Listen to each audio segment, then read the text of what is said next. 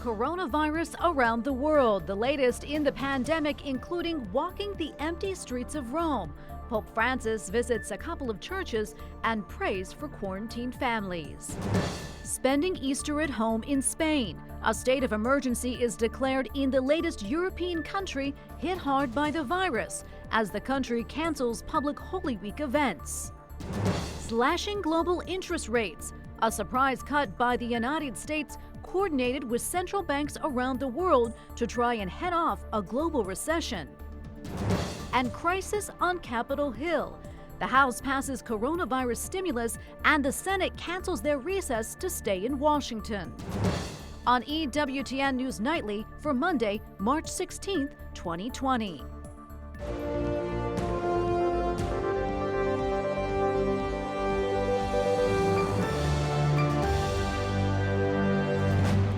Good evening and thanks for joining us tonight. I'm Tracy Sable. A priest in Washington state is the first U.S. priest to be diagnosed with the coronavirus, officially known as COVID-19. Father Alejandro Trejo is the pastor of Our Lady of the Desert Parish in the Diocese of Yakima, Washington. He had a high fever on March 1st and went into self-quarantine. He was diagnosed over the weekend. Bishop Joseph Tyson says Father Alex, as he's known, continues to recover, and the diocese is working with health officials to find out whom he came in contact with. In Italy, there are reports that 7 priests who contracted the virus have died. 6 were from the Diocese of Bergamo. The 7th was from near Milan. The priests were between the ages of 59 and 84. This news comes as a team of Chinese medical experts are in Italy to help the country's response to the outbreak.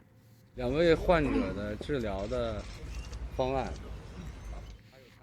The medical experts say Italy is doing a very good job fighting the virus. The team from Beijing arrived 4 days ago, bringing with them 30 tons of medical supplies. Officials in Italy say the number of cases has risen to nearly 25,000, with nearly 2,000 fatalities.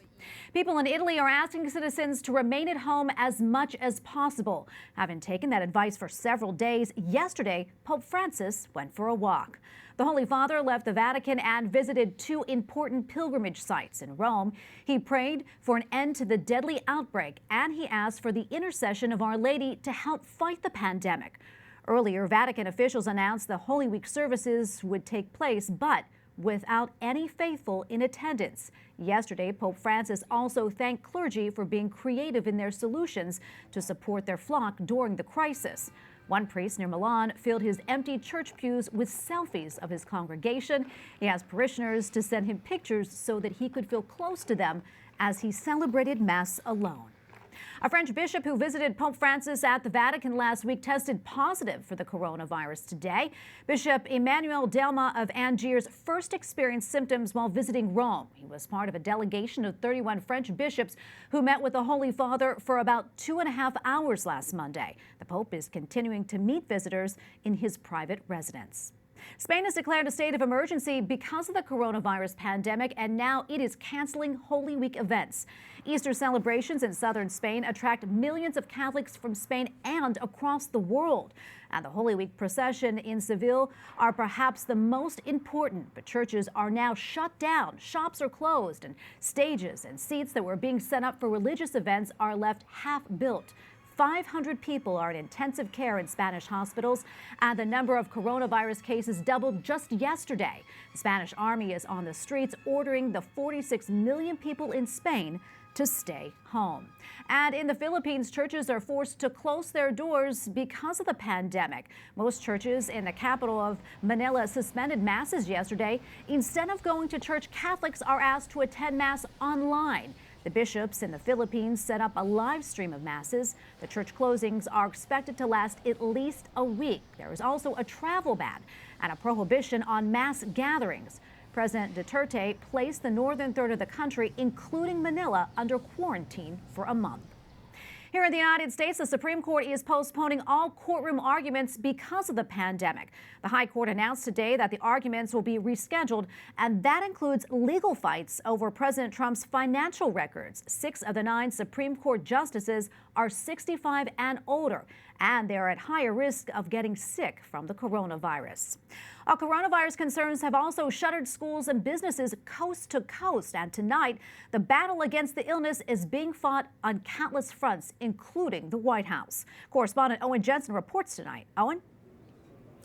Tracy, good evening. Here at the White House, the coronavirus task force held another press briefing, and President Trump went before the cameras asking all Americans over the next 15 days to really step up to the plate. In the White House briefing room, another update on the round-the-clock life and death battle against the coronavirus being waged across the globe.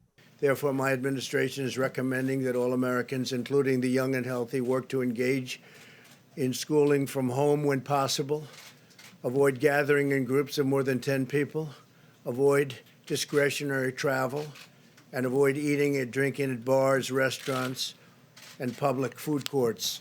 Millions of people are holed up at home or keeping a wary eye on how close they get to friends and neighbors. A number of states ordering restaurants, cafes, and bars to close. Earlier today, White House economic advisor Larry Kudlow spoke to reporters outside the West Wing about the airlines. We see this virus problem as a matter of months, not years. And we don't see the airlines failing. But if they get into a cash crunch, we're going to try to help them. Meanwhile, for journalists at the White House itself, social distancing is the name of the game right now. Reporters, including myself, checked at the front gate, making sure we're okay before entering. Seats in the briefing room separated by space. News organizations asked to keep a bare minimum staff, and this just announced today.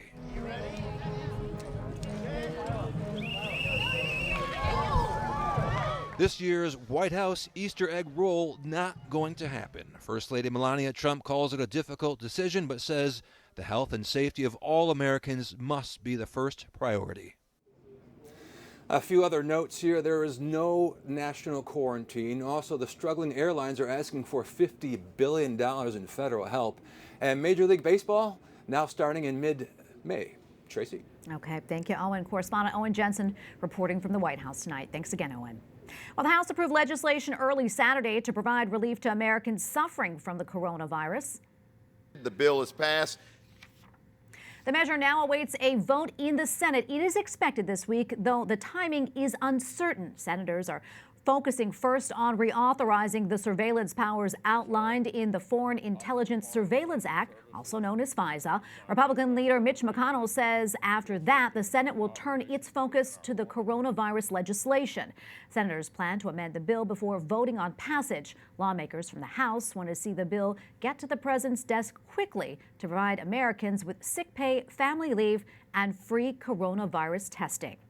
The U.S. Central Bank slashed interest rates to near zero, and it was done on a Sunday afternoon, something that's never been done before. The surprise rate cut was the second one within the last couple of weeks and was done in coordination with other central banks around the world. However, global markets plunged again early today. On Wall Street, trading was halted once again because of the steep sell-off, and the Dow ended down almost 13%, the worst loss since 1987. Joining me now by Skype to talk about the economic impact of the coronavirus is Joel Griffith, research fellow at the Heritage Foundation. Joel, welcome back to the show. Thank you for having me. Joel, so President Trump and the leaders of the other G7 countries spoke today to discuss the pandemic. How important do you think cooperation is on a global level to calm the world's economic markets? They've been pretty volatile lately. It's very important. It's very important that governments are cooperating together, particularly with the flow of information, because we want to minimize the impact this is having both here, but we also want to ensure that we can get our economy back on a stable footing, which means being able to have people traveling and goods traveling. And what we saw about a month and a half ago coming out of China with the lack of transparency, that really hurt the Chinese economy. It hurt the Chinese people, and that's going to have repercussions and is having repercussions across the globe. So we're hoping that the G7 leaders avoid those types of mistakes by working together. Joel, here in the U.S., several rate cuts have been taken by the Federal Reserve. As you know, Congress is working on a stimulus package, but so far no boost. How effective can fiscal policies be when businesses are closed to help prevent the spread of the virus? We're really glad to see Congress working to make some progress on these issues. We think that the legislation coming out of the House over the weekend, that had some positives in it, including a way to go ahead and compensate businesses during just this period of time as you're trying to get through this, to compensate them, to keep employees on the payroll instead of laying them off. But really, we're talking about a virus and the fear that's keeping people from going out and shopping, and a lot of precautions that have to be taken in a number of situations. Social distancing is important. We have to take precautions. But the fact is, providing fiscal stimulus or monetary stimulus, that doesn't change the fact that we still are countering and trying to contain this. So really, until we can get our hands around that, contain the virus, and resume some of that normalcy, we're going to see some economic impact. Yeah, recession, that's a word that's been floating around a lot lately, and no surprise that people are worried about a recession right now. Do you think that's where we're headed, Joel? And if so, do you think it could be similar to the global financial crisis of 2008? There is a danger of recession because we're seeing such impact across so much of our economy, particularly in the service center, restaurants, of course. In many states, you're not able to actually go sit down in a restaurant or go to a bar, and even some retail stores. So that is going to be a drag on economic growth, no doubt about it. We're already seeing some of that in some of the real-time numbers coming out of year-over-year sales at restaurants. So that is going to be an issue. There is a difference, though, between this and 2008, because this crisis, we're starting out a position of strength. Our underlying economy was strong, unlike when going into the financial crisis, we were so overextended in so many bubbles. So in this situation, so long as we're able to contain this and then return to normalcy, I think we're going to be in a better situation to have a quicker recovery. And plus, let's not forget the progress we made on policy with the tax reform, with regulatory reform. We've seen a lot of positives. And so when it comes to actually recovering from this, I think we're going to be in a much better situation than we were 11 years ago. Okay, Joel, thank you so much for your insight. We really appreciate it. Joel Griffith, Research Fellow at the Heritage Foundation. Thanks again for your insight. Thanks. 5 years in prison for a former French priest who admitted to sexually abusing at least 75 boys. Bernard Prénat was sentenced by a court in Lyon earlier today. He was a Boy Scout leader, and many of his victims were Scouts. It is France's worst case of clergy abuse. In Israel, Benjamin Netanyahu's Likud party won more parliamentary seats earlier this month, but Israel's president is giving Netanyahu's opponent the first chance to form a government.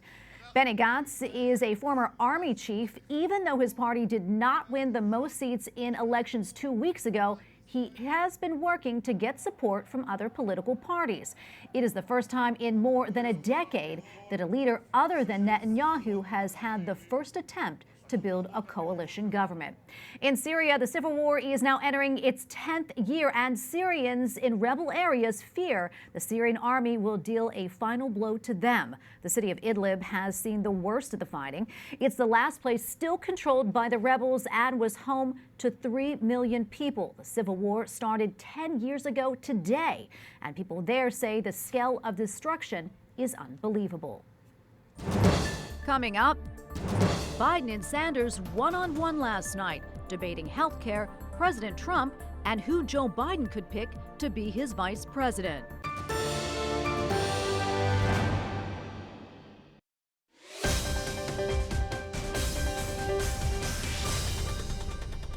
The first head-to-head face-off between former Vice President Joe Biden and Senator Bernie Sanders took place last night in Washington, D.C. It was moved from Arizona because of the coronavirus.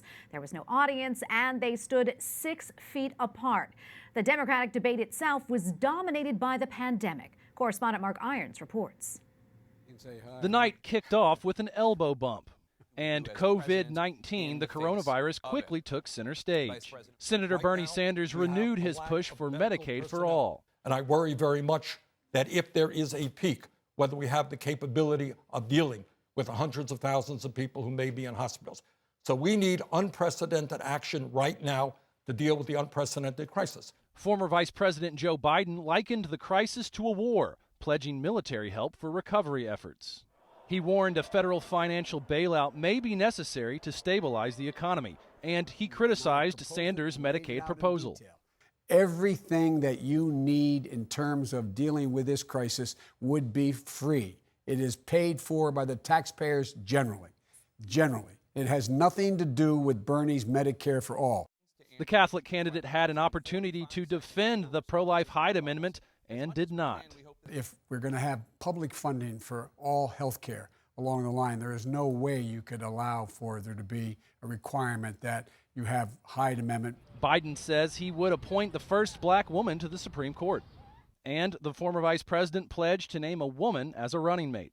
I will, in fact, I'll pick a woman to be vice president.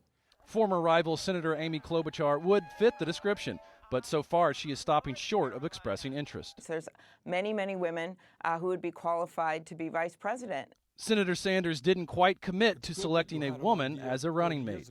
He's bracing for what could be another bad primary night tomorrow when voters weigh in.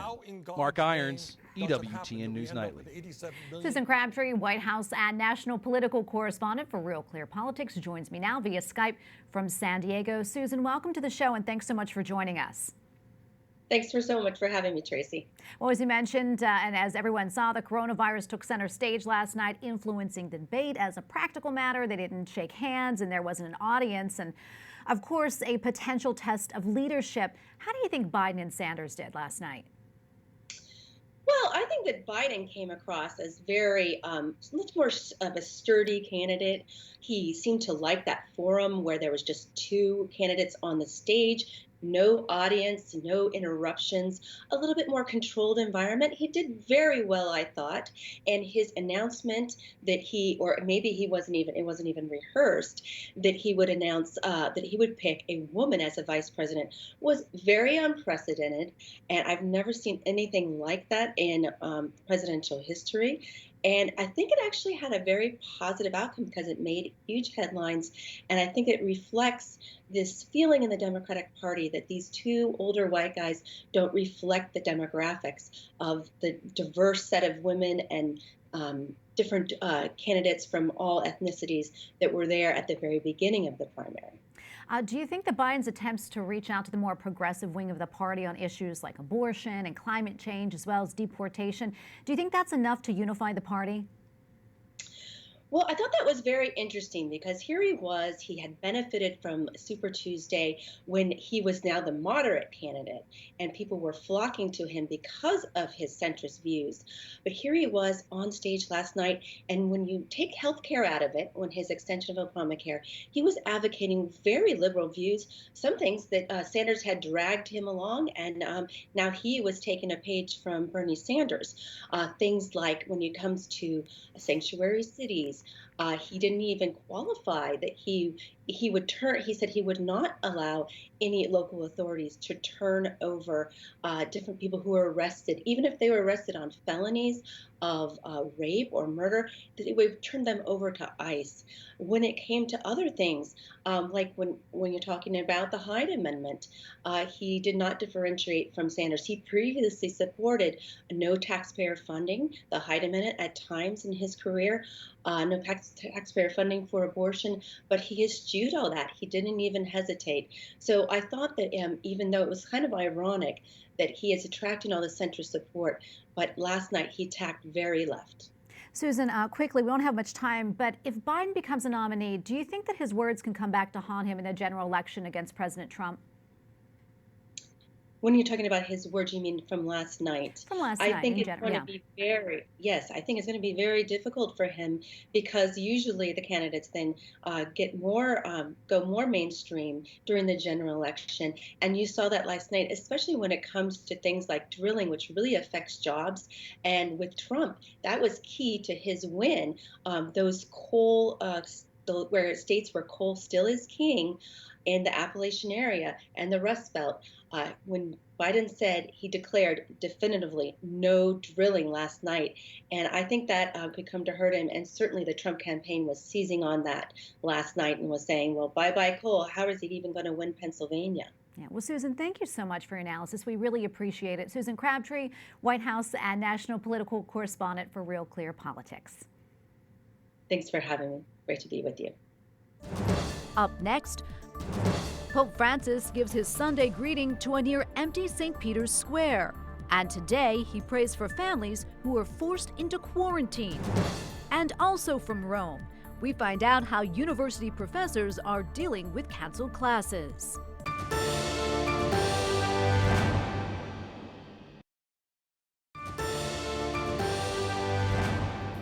The only Catholic Church official in the U.S. to get sent to prison over the handling of abuse claims was back in court today. Monsignor William Lynn, the longtime secretary for clergy in the Philadelphia Archdiocese, was found guilty of child endangerment, but an appeals court found the trial was flawed. His conviction has been overturned twice already. The 69-year-old already served almost 3 years. Pope Francis says Christ is the source of living water and the only one who can satisfy the thirst for life and love. Dio è la fonte d'acqua viva. The Holy Father said at his Sunday greeting, if we find fulfillment in our search for Christ, we will demonstrate that salvation does not lie in worldly things. As Pope Francis waved to an empty St. Peter's Square, he invited us to rediscover and deepen the value of communion, which unites all members of the Church.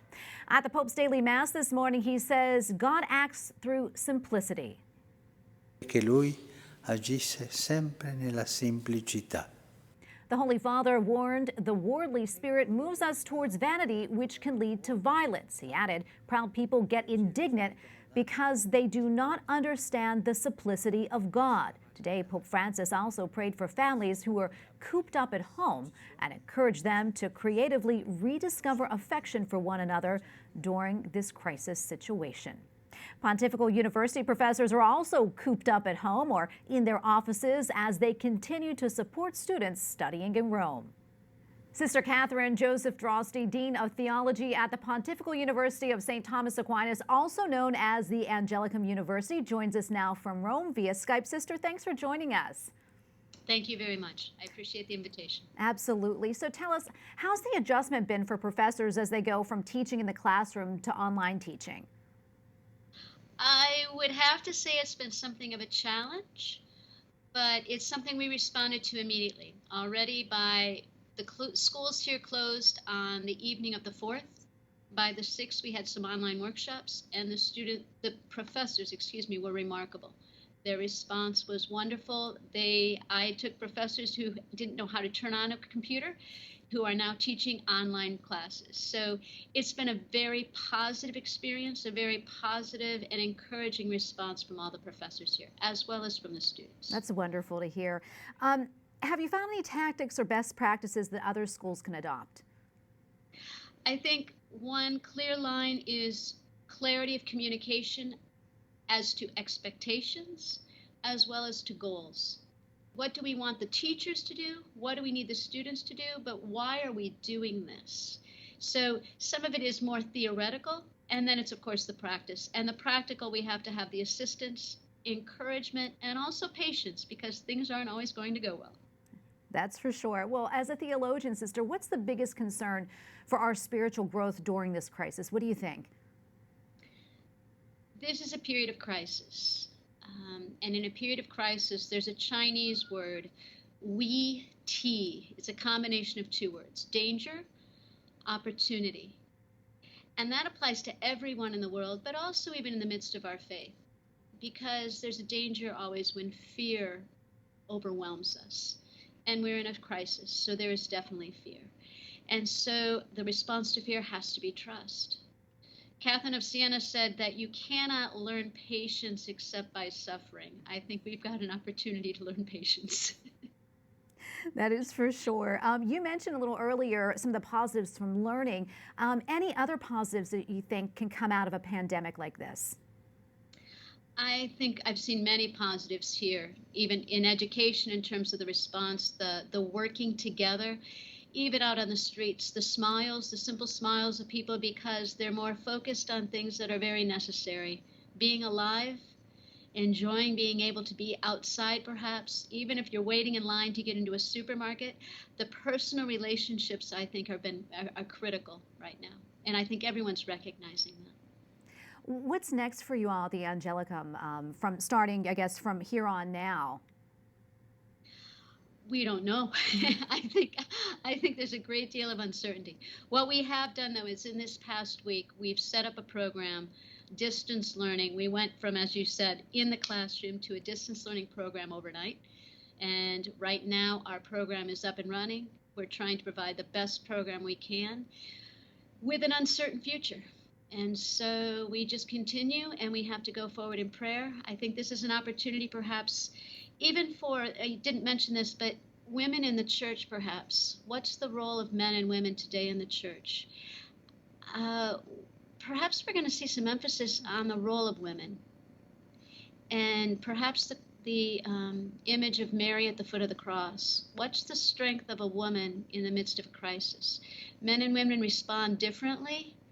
And men in that period of fear, because they're used to being able to protect and to provide, women respond more easily perhaps to the prayer. And so I think in this moment, perhaps we have to look to the cross, but we also have to look at the women who are standing there. And perhaps they can give a strength to everyone in a way that's different from how the men do. And I think we can work together on this. So I think that's a wonderful opportunity, I believe. Sister Catherine Joseph Droste, thank you so much for joining us. Thank you very much. God bless you. And finally, tonight, hundreds of worshipers gathered yesterday at Holy Trinity Catholic Church in Gainesville, Virginia, for a Eucharistic procession.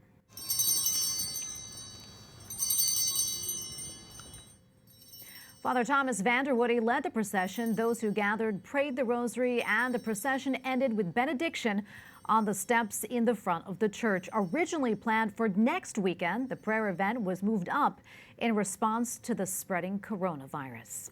We thank you for watching tonight. For the entire EWTN News Nightly team, I'm Tracy Sable. We're back tomorrow with more news from a Catholic perspective. Good night and God bless.